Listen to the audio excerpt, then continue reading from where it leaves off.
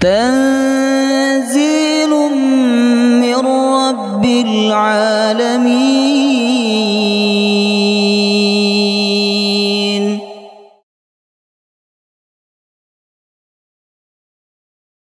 يا أيها الذين آمنوا إذا قيل لكم تفسحوا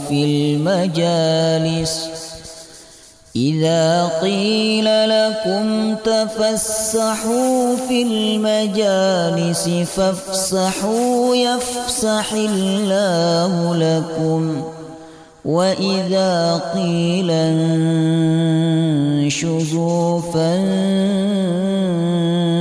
فانشزوا يرفع الله الذين آمنوا منكم والذين أوتوا العلم درجات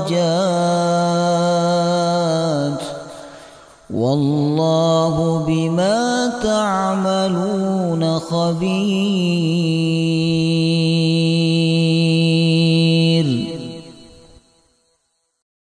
بسم الله الرحمن الرحيم. الحمد لله رب العالمين، نحمده ونستعينه ونستغفره ونعوذ بالله من شرور أنفسنا وسيئات أعمالنا، من يهده الله فلا مضل له ومن يضلل فلا هادي له. أشهد أن لا إله إلا الله وحده لا شريك له وأشهد أن محمدا عبده ورسوله لا نبي ولا رسول بعده. اللهم صل وسلم على نبينا محمد وعلى آله وصحبه أجمعين.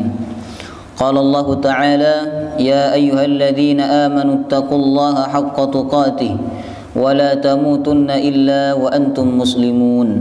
اللهم إنا نسألك علما نافعا ورزقا طيبا وعملا متقبلا.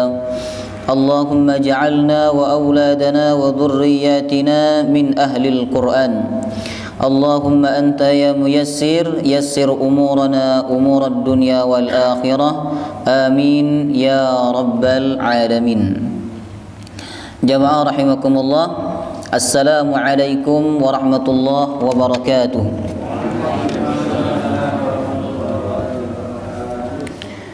Alhamdulillah, kita bersyukur kepada Allah Subhanahu wa taala. Berkat pertolongannya, malam hari ini kita bisa hadir kembali untuk membaca dan tadabbur Al-Qur'anul Karim. Semoga bacaan kita terhadap Al-Qur'an dan tadabbur kita kepadanya menjadi sebab iman kita bertambah.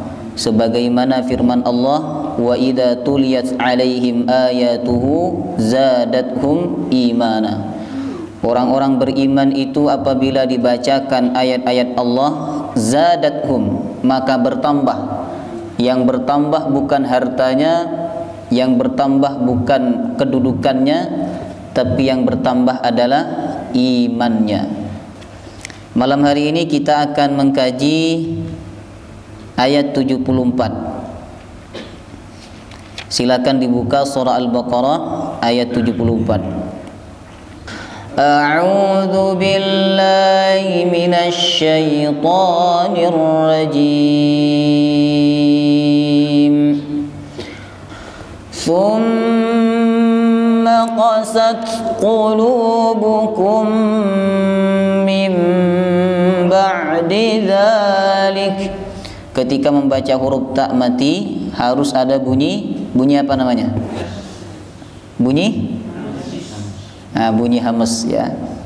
Thumma qasat ya, qasat. Thumma qasat qulubukum min ba'di dzalik. Thumma qasat qulubukum min ba'di dzalik. فهي كالحجارة أو أشد قسوة وإن minal hijarati lama yatafajjaru minhul anhar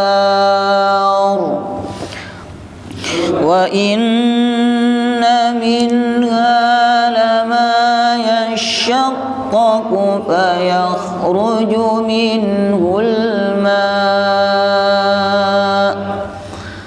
wa inna minha lama yahbiqu min khashyatillah wa ma Allahu bighafilin amma ta'malun.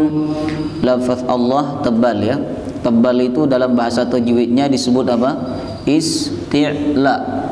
Isti'la artinya naik. Ya, lidah bagian tengah naik ke langit-langit. Wa ma Allahu bighafilin amma ta'malun. Sama-sama. Wa ma Allahu bighafilin amma ta'malun. Nah, saya terjemahkan dulu ya. Nanti setelah itu saya tanya, paham enggak? Tsumma qasat qulubukum, kemudian hati mereka keras. Mim ba'di dzalika, setelah itu. Fahiya kal hijarah, maka hati mereka seperti batu. Au asyaddu qaswah, atau lebih keras daripada batu. Wa inna minal hijarah, dan sesungguhnya dari batu, lama yatafajjar, terpancar, minhu darinya, al-anhar, sungai-sungai. Wa inna minha, dan sesungguhnya dari batu pula, lama yashaqqaqu, ketika terbelah, fayakhruju minhul ma, maka keluar dari batu itu al-ma, air. Wa inna minha, dan sesungguhnya dari batu, lama yahbitu, ada yang jatuh atau hancur, min khasyatillah, karena takut kepada Allah. Wa mallahu bighafilin amma ta'malun, dan Allah tidak lalai terhadap apa yang kalian perbuat. Paham? Kalau kita baca terjemah ya, belum masuk makna ayat ini ke dalam pikiran kita Bapak Ibu, maka dibutuhkan tafsir. Nah, disinilah pentingnya kita mengkaji Al-Quran melalui tafsir, sehingga kita dapat memahami Al-Quran secara utuh. Pada ayat sebelumnya Allah telah bercerita tentang sapi betina yang sudah kita bahas 2 kali pertemuan ya, dan kemarin kita telah menyelesaikan pembahasan itu.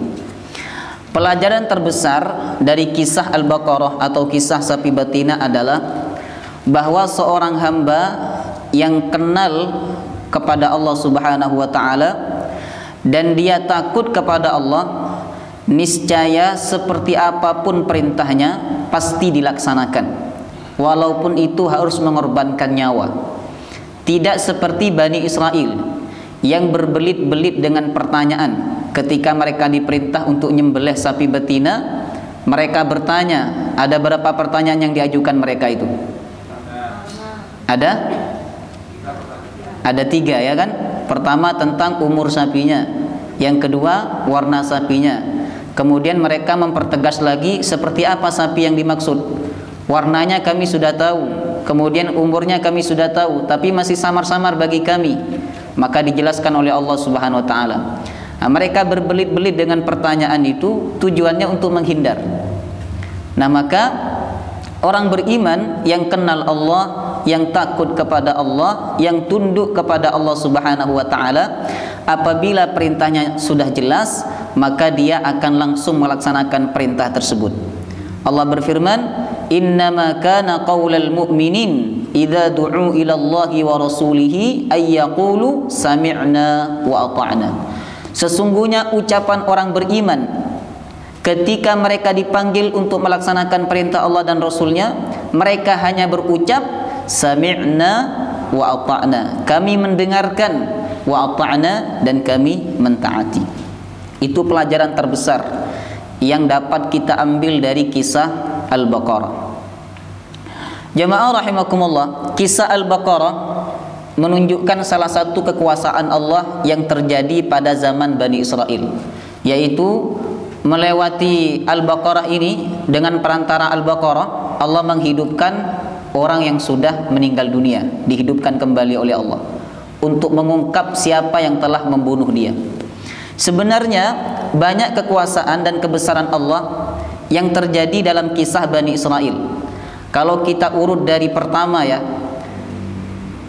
yang pertama adalah termasuk daripada kekuasaan Allah dan kebesaran Allah Subhanahu wa taala dalam kisah Bani Israel, yaitu terbelahnya lautan. Ada berapa belahan waktu itu? Ada 12 ya. Kemudian terbelahnya lautan itu sebagai sarana untuk menyelamatkan Bani Israel dan menenggelamkan Fir'aun beserta tentaranya. Allah sebutkan dalam ayat berapa? Dalam ayat 50 ya. Sudah kita pelajari. Kemudian yang kedua, Allah menghidupkan kembali 70 orang yang disambar petir. Mati disambar petir, dihidupkan kembali oleh Allah. Ada di Quran surah Al-Baqarah ayat 57 ya. Kemudian yang ketiga, Allah turunkan hidangan dari langit. Apa namanya? Manna dan salwa. Allah sebutkan dalam ayat 58. Kemudian kebesaran Allah yang keempat, batu memancarkan 12 mata air ketika dipukul oleh Nabi Musa dengan tongkatnya. Ya. Masing-masing sudut itu memancarkan 3 mata air, ada 4 sudut, sehingga total ada 12. Kebesaran Allah Subhanahu wa taala. Allah sebutkan di ayat berapa? Ayat 60 ya. Kemudian Allah Subhanahu wa taala menyebutkan kebesaran lain yang terjadi pada Bani Israel, yaitu terangkatnya bukit Tursina. Ya. Siapa manusia yang bisa mengangkat bukit? Tidak ada. Hanya Allah yang bisa mengangkat gunung itu dengan mudah. Allah sebutkan dalam ayat 63. Kemudian kebesaran lain yang terjadi pada Bani Israel adalah ada di antara mereka yang dikutuk oleh Allah menjadi apa? Menjadi kera, dan ada pula yang dikutuk menjadi babi. Allah sebutkan pada ayat 65. Kemudian yang terakhir kita bahas kemarin adalah ada mayat yang dihidupkan kembali oleh Allah untuk mengungkap siapa yang telah membunuhnya. Ya. Jadi yang menghidupkan mayat itu bukan bagian dari sapi ya yang dipukulkan oleh mereka, tapi yang menghidupkan mayat itu adalah Allah Subhanahu wa taala. Sebagaimana firman Allah, "Kadzalika yuhyillahul mauta wa yuriikum ayatihi." Demikian Allah menghidupkan yang sudah mati, wa yuriikum ayatihi, dan dia memperlihatkan ayat-ayatnya, la'allakum ta'qilun, agar kita berfikir, mengambil pelajaran, merasakan kebesaran Allah Subhanahu wa taala. Nah, kebesaran-kebesaran Allah yang disebutkan pada kisah Bani Israel ya, seharusnya kebesaran yang mereka saksikan dengan mata kepala mereka itu membuat hati mereka lembut, lunak, dan tunduk kepada Allah Subhanahu wa taala. Ya, kan begitu Bapak Ibu. Kalau kita melihat kebesaran Allah di depan mata kita, seharusnya peristiwa itu membuat hati kita lunak, lembut, dan semakin tunduk kepada Allah Subhanahu wa taala. Tapi itu tidak terjadi pada Bani Israel. Justru hati mereka tetap keras. Sebagaimana firman Allah, "Tsumma qasat qulubukum mim ba'di dzalik." Kemudian hati mereka keras mim ba'di dzalika, setelah peristiwa itu. Ya, peristiwa dihidupkan kembali mayat yang sudah meninggal dunia, dihidupkan kembali oleh Allah untuk mengungkap siapa pembunuhnya. Baik. Itulah hubungan ayat ini dengan ayat-ayat sebelumnya. Baik, sekarang kita masuk pada tafsir. Tsumma qasat qulubukum. Kemudian qasat, keras, qulubukum, hati mereka. Qasat berasal dari kata qaswah. Qaswah artinya keras, Bapak Ibu. Sesuatu yang tidak bisa ditembus itu namanya qasat, ya, qaswah. Nah, Allah Subhanahu wa taala gambarkan bahwa hati Bani Israel itu qaswah, keras. Kan ulama membagi hati itu menjadi 3. Yang pertama qalbun qasi, hati yang keras. Siapa mereka? Kata ulama, mereka yang hidupnya dikendalikan oleh hawa nafsu. Bahkan mereka menjadikan hawa nafsu itu sebagai Tuhan. Sebagaimana firman Allah, "Afara'aita man ittakhadha ilahahu hawa." Apakah engkau tidak melihat orang yang menjadikan hawa nafsunya sebagai Tuhan? Ya. Banyak sebab yang membuat hati manusia itu keras. Di antaranya disebutkan oleh Allah dalam Quran, karena memutuskan perjanjian dengan Allah atau memutuskan perjanjian dengan manusia. Sebagaimana firman Allah, "Fabima naqdihim mitsaqahum la'annahum wa ja'alna qulubahum qasiyah." Sebab mereka itu memutuskan perjanjian, maka kami laknat mereka dan kami jadikan hati mereka qasiyah, keras. Apa bahasa Jawanya keras? Atos, ya. Angil sulit, Pak. Ada mobil Atos itu ada kan? Ada. Kemudian yang kedua, perkara yang menyebabkan hati manusia itu keras karena tidak tadabbur Al-Qur'an. Sebagaimana firman Allah, "Alam ya'ni lil ladzina amanu an takhsha'a qulubuhum li dzikrillah." Tidakkah orang beriman itu hatinya khusyuk ketika berzikir kepada Allah Subhanahu wa taala? Wala yakunu kalladzina utul kitaba min qablu fatala alaihimul amadu faqasat qulubuhum. Janganlah kalian seperti orang ahlul kitab yang tidak tadabbur kepada kitab mereka sehingga hati mereka keras. Jadi perkara yang menyebabkan hati kita ini keras, Bapak Ibu, salah satunya adalah lama tidak tadabbur Al-Qur'anul Karim. Maka Allah berfirman, "Afala yatadabbaruna al-Qur'an am 'ala qulubin aqfaluha?" Apakah mereka tidak memahami Al-Quran, ataukah hati mereka terkunci sehingga mereka enggan untuk memahami Al-Quran? Kemudian yang ketiga, Al-Quran menyebutkan penyebab hati itu keras karena banyak berbuat maksiat. Sebagaimana firman Allah, "Kalla bal rana ala qulubihim ma kanu yaksibun." Kata Allah, hati mereka itu berkarat, keras karena sebab perbuatan maksiat yang mereka lakukan. Itu pembagian hati yang pertama, yaitu adalah qalbun qasi, hati yang keras. Kemudian yang kedua, ada qalbun salim, hati yang tunduk, hati yang lunak, hati yang lembut. Disentuh sedikit dengan Quran, langsung ingat Allah, langsung takut kepada Allah Subhanahu wa taala. Melihat kebesaran Allah, langsung ingat Allah Subhanahu wa taala. Itulah yang disebut dengan qalbun salim. Dan ciri-cirinya adalah dia merasa tenang apabila dia berzikir kepada Allah. Sebagaimana firman Allah, "Ala bidzikrillahi tatmainnul qulub." Alladzina amanu wa tatmainnu qulubuhum bidzikrillah. Orang-orang beriman itu hatinya tenang ketika berzikir kepada Allah. Bukan tenang ketika banyak uang, boten. Kalau panjenengan tenang ketika banyak uang, itu bukan qalbun salim itu. Ya, itu hubbud dunia namanya. Bukan tenang ketika panjenengan berolahraga, bukan tenang ketika panjenengan sedang mendapatkan apa yang panjenengan inginkan, bukan. Al-Quran menyebutkan ciri qalbun salim itu apabila hati kita tenang ketika berzikir kepada Allah. Ketika panjenengan sholat, ketika panjenengan baca Quran, hatinya tenang, damai, tentram, itulah panjenengan telah mendapatkan qalbun salim.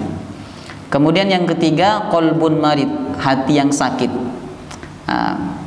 Kalau udah datang penyakitnya, berat mau sholat tuh. Kalau sudah datang penyakitnya, malas mau baca Quran. Maka ketika kita merasa hati kita sakit, harus segera diobati. Banyak obat daripada penyakit hati itu. Di antaranya adalah qiyamul lail, salat malam, taubat kepada Allah, banyak baca Al-Quran, kemudian puasa dan lain-lainnya. Adapun yang digambarkan oleh Allah dalam ayat ini adalah qalbun qasi, hati yang keras, yaitu hatinya Bani Israel. Dan semoga kita tidak termasuk dalam ini. Amin ya rabbal alamin. Kemudian keras hati mereka mim ba'di dzalika, setelah peristiwa itu. Seharusnya peristiwa yang menunjukkan kebesaran Allah membuat hati mereka lunak, tapi ternyata tidak, Bapak Ibu. Peristiwa itu justru membuat hati mereka tetap keras, tetap tidak tunduk kepada Allah Subhanahu wa taala. Kemudian supaya kita paham ayat ini, maka Allah kasih analogi atau perumpamaan. Kata Allah, fahiya kal hijarah, hati mereka yang keras itu seperti batu. Keras mana hati dengan batu? Secara fisik ya, keras batu. Allah sebut hati mereka keras seperti batu. Sebagaimana batu tidak bisa ditembus oleh air, maka hati yang keras itu tidak akan dapat dimasuki oleh hidayah, khusyuk, tawadhu dan lain-lainnya. Tidak bisa. Kemudian au asyaddu qaswah, bahkan lebih keras daripada batu ya. Kenapa Allah katakan lebih keras daripada batu? Wa inna minal hijarati lama yatafajjaru minhul anhar, sesungguhnya dari batu ada sungai-sungai yang terpancar.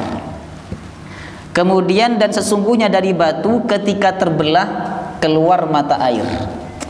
Nah, sampai di sini ada dua faedah yang ingin saya sampaikan.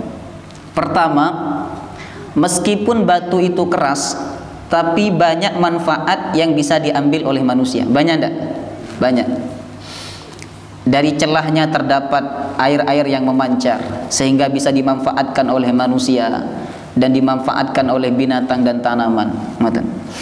Tapi hati manusia yang keras tidak akan dapat memberikan manfaat untuk dirinya, apalagi untuk orang lain. Maka apabila kita ingin menjadi orang yang bermanfaat, orang yang selamat, kunci pertama adalah lunakkan hati kita, lembutkan hati kita, bersihkan hati kita. Allah berfirman, qad aflaha man zakkaha, sungguh beruntung orang yang mensucikan hatinya. Oleh karena itu sebelum Nabi berdakwah, pertama yang dilakukan oleh Allah adalah membedah dadanya. Dadanya dibedah dulu, dikeluarkan hatinya, lalu dicuci dengan air zam-zam ya. Setelah itu dimasukkan lagi, lalu dijahit. Nah, tapi kita tidak boleh melakukan hal yang sama ya. Supaya hatinya panjenengan bersih, akhirnya datang ke RSI, tolong dibedah. Nah, itu hanya simbol ya, bahwa untuk mensucikan lisan kita, mata kita, dan untuk menyelamatkan diri kita, kunci utamanya adalah hati.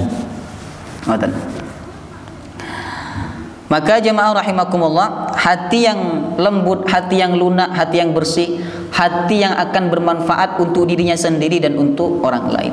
Sebaliknya hati yang keras tidak akan pernah bisa memberikan manfaat kepada dirinya sendiri, apalagi untuk orang lain. Maka Allah katakan hati manusia yang keras itu lebih keras daripada batu, sebab batu masih bisa memberikan manfaat untuk manusia yang lain. Kemudian yang kedua, dalam ayat ini Allah Subhanahu wa taala menyebutkan batu terpancar darinya sungai-sungai, kemudian batu terpancar darinya mata air. Nah, saya mau tanya, lebih besar mana sungai dengan mata air?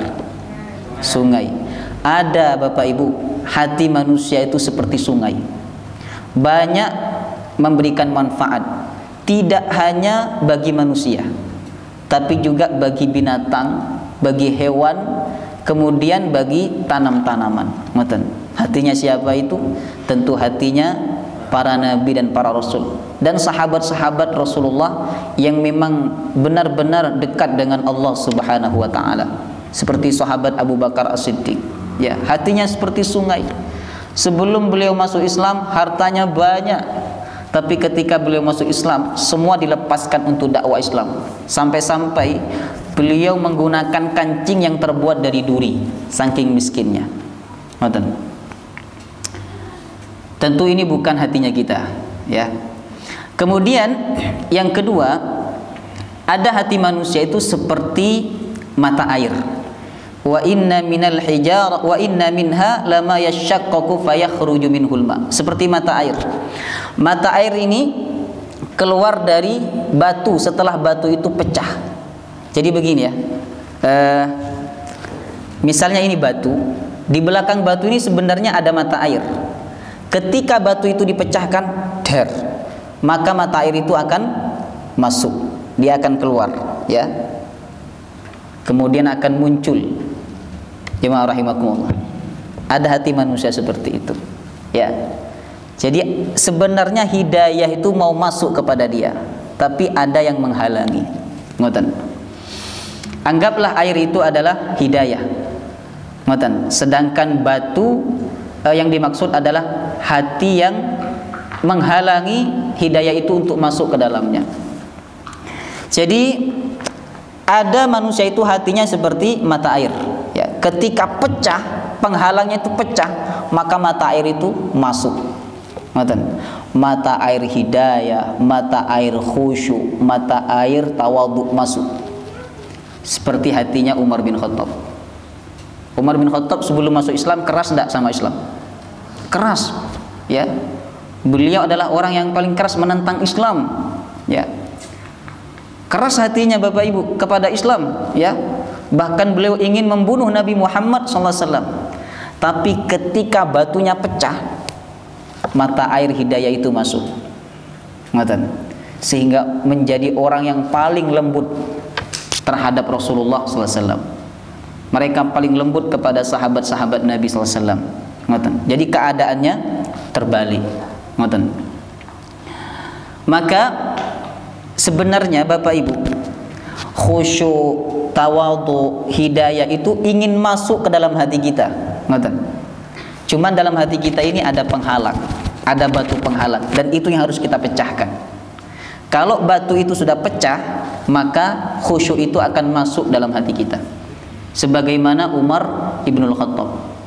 Ya, Umar bin Khattab tidak hanya masuk kepadanya hidayah Islam, tapi dalam hati Umar bin Khattab itu karena penghalangnya udah pecah, ya, udah hancur, maka khusyuk pun masuk ke dalam hati Umar bin Khattab. Panjenengan datang ke rumah sakit, tanya kepada orang-orang sakit itu, adakah di antara mereka yang sakit karena membaca inna adzab rabbika lawaqi? Tidak ada. Begitulah khusyuk kalau sudah masuk dalam hati seseorang. Ada lagi kisah dari putra Fudail bin Iyad, namanya Ali bin Fudail bin Iyad, ya. Ali bin Fudail ini Bapak Ibu, kalau dia mendengarkan atau membaca ayat-ayat tentang azab, dia itu pingsan. Ngoten. Maka ketika ayahnya menjadi imam, dia lihat dulu di belakang itu ada anaknya apa enggak. Kalau ada anaknya, maka ayahnya tidak akan baca ayat-ayat tentang azab. Tapi kalau tidak ada anaknya, ayahnya baca ayat-ayat tentang azab. Ada enggak anak sekarang yang seperti itu? Susah, ya. Maka jemaah rahimakumullah, jadi kalau kita ingin hidayah itu masuk, khusyuk itu masuk, kemudian tawadhu itu masuk, maka batu penghalang yang ada di dalam hati kita ini harus kita hilangkan atau harus kita hancurkan. Apa itu penghalangnya?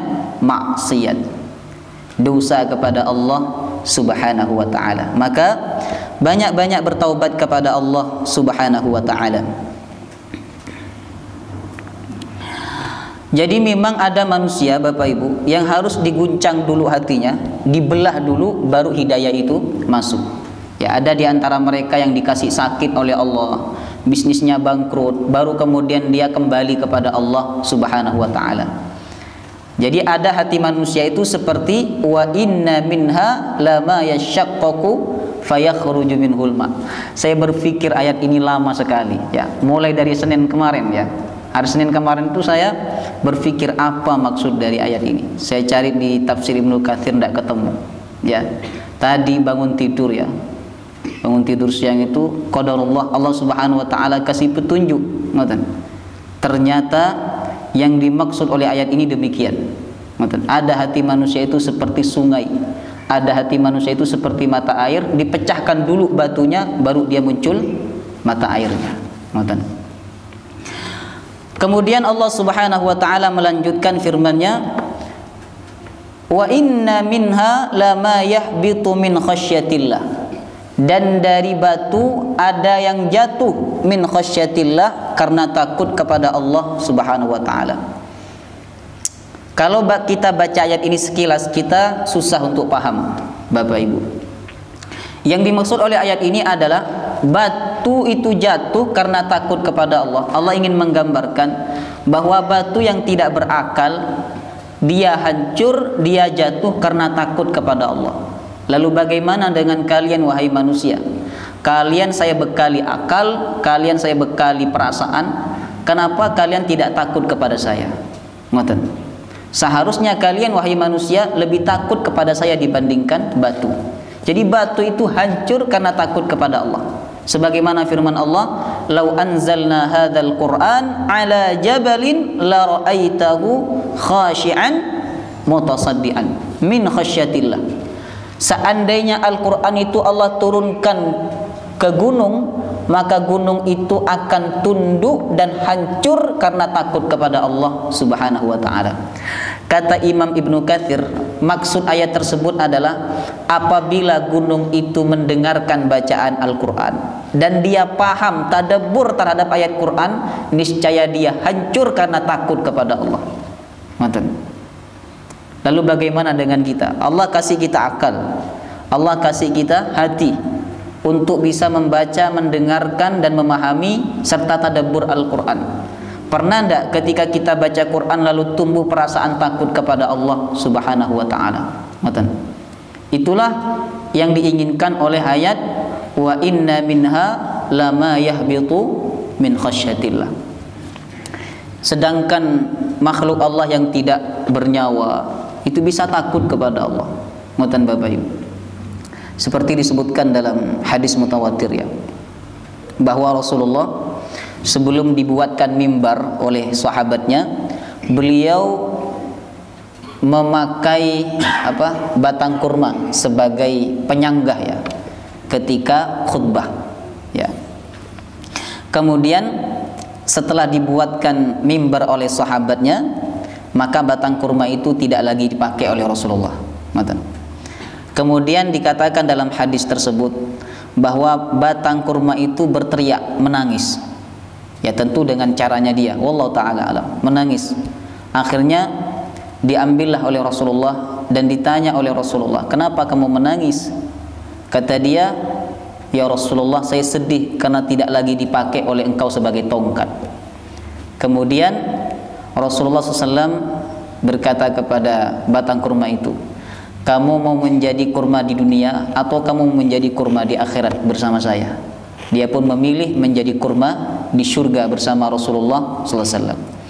Kemudian kata Imam Hasan Al-Basri, kita itu lebih pantas dan lebih berhak untuk rindu kepada Nabi dibandingkan batang kurma.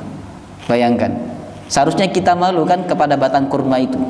Dia begitu rindu kepada Rasulullah sampai dia menangis berteriak karena dia tidak mau berpisah dengan Rasulullah SAW. Ngoten Bapak Ibu. Ini yang harus kita ambil pelajaran ya, bahwa makhluk yang tak bernyawa pun dia takut kepada Allah Subhanahu wa taala. Wa inna minha lama yahbitu min khasyatillah. Dan ini dalil ya bahwa makhluk yang tidak bernyawa maupun makhluk yang bernyawa itu juga punya perasaan ya. Tidak hanya manusia yang punya perasaan. Makhluk yang tidak bernyawa pun juga punya perasaan. Lebih-lebih makhluk yang bernyawa seperti binatang ya, kemudian tanam-tanaman itu juga punya perasaan. Makanya panjenengan kalau nyiram bunga itu jangan asal nyiram ya, diajak bicara. Jadi bunga yang subur ya, sehat-sehat begitu.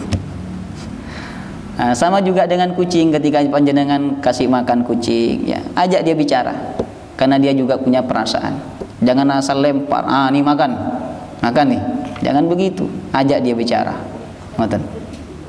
Karena mereka juga punya perasaan. Wa im min syai'in illa yusabbihu bihamdi. Tidak ada sesuatu dalam hidup ini kecuali semuanya bertasbih kepada Allah Subhanahu wa taala. Kemudian Allah menutup firman-Nya, wa mallahu bighafilin amma ta'malun, dan Allah tidak lalai, artinya tidak lupa terhadap yang kalian lakukan wahai manusia. Jadi sedikit pun dari yang kita lakukan tidak akan dilupakan oleh Allah untuk dibalas. Beda dengan manusia. Kalau kita pernah berbuat baik kepada manusia, kecil perbuatan kita kepada orang tersebut, mungkin 2 atau 3 tahun yang akan datang perbuatan itu akan dilupakan. Dia lupa kalau kita pernah meniup matanya karena kemasukan debu. Itu manusia. Tapi Allah tidak akan melupakan semua amal perbuatan kita sekecil apapun. Faman ya'mal mithqala dzarratin khairan yara wa man ya'mal mithqala dzarratin syarran yara. Maka sebenarnya ayat ini hiburan untuk kita orang beriman. Banyakkan amal kita yang kecil, banyak amal kita yang remeh-temeh, tidak diketahui oleh orang, bahkan kadang tidak dihargai oleh orang lain, dan kita bahagia karena apa? Allah tidak melupakan itu. Allah akan membalas. Ayat ini juga menjadi pelajaran bagi kita Bapak Ibu, bahwa Allah Subhanahu wa taala selalu mengawasi kehidupan kita. Jadi Allah tidak pernah lalai terhadap apa yang kita lakukan. Ya, sedetik pun Allah tidak pernah lalai. Makanya apabila kita pahami ayat ini, niscaya hati kita akan lembut, sebab kita merasa selalu diawasi oleh Allah Subhanahu wa taala. Tapi apabila kita membaca ayat ini, kita tidak merasa diawasi oleh Allah, berarti hati kita keras. Qalbun qasi, hati yang keras. Seperti kisah Umar bin Khattab ya, ketika beliau bertemu dengan seorang pengembala, beliau berkata kepada pengembala itu, "Saya beli kambing-kambing yang kamu gembala." Kata dia, "Kambing ini bukan milik saya, ini milik tuan saya." Kata Umar, "Kan tuan kamu tidak tahu kalau kambingnya dijual, bilang saja lepas atau dimakan binatang buas." Apa kata pengembala kambing itu? "Walaupun tuan saya tidak tahu, Allah Subhanahu wa taala Maha tahu." Itulah pentingnya kita punya sifat muraqabah, selalu merasa diawasi oleh Allah Subhanahu wa taala. Jadi kita harus yakin, wa mallahu bighafilin amma ta'malun. Allah tidak pernah lupa, Allah tidak pernah lalai untuk membalas apa yang kita lakukan sekecil apapun, baik itu perbuatan yang taat maupun perbuatan maksiat. Wallahu taala a'lam bis-shawab. Baik, kita tutup. Subhanakallahumma wa bihamdika asyhadu an la ilaha illa anta astaghfiruka wa atubu ilaik. Wassalamu alaikum warahmatullahi wabarakatuh.